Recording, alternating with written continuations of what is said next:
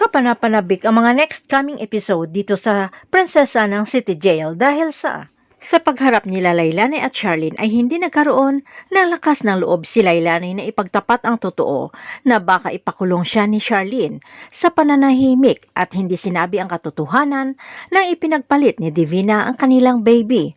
At dumating si Libby, ang totoong anak ni Divina na napakataray at bastos makipag-usap dito sa kay Charlene, ang inaakalang tunay na ina.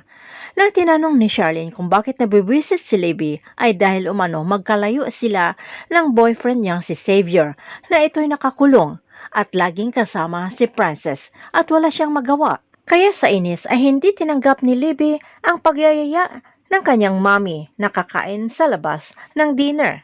At lalo pang nagulat si Lailani nang sinabihan ni Libby si Charlene na kasalanan nito lahat dahil si Charlene ang nagpasok sa kay Princess sa buhay nila, lalo na sa relasyon nila ni Xavier.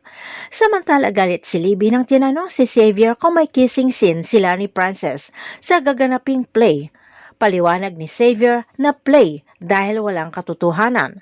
At sa pagsimula ng play nila Princess at Xavier ay selos na selos rin itong si Onse na sana dapat siya ang naging prinsipe kung hindi siya nadisgrasya at nasabi na sana ang kanyang naramdaman kahit nasa play lamang. Lalo na nang sinabi ni Xavier kay Princess na minahal kita at walang pag-alinlangan sabay haplos sa pisngi ni Princess. Abangan na lang natin ang mga susunod na episode dito sa Prinsesa ng City Jail.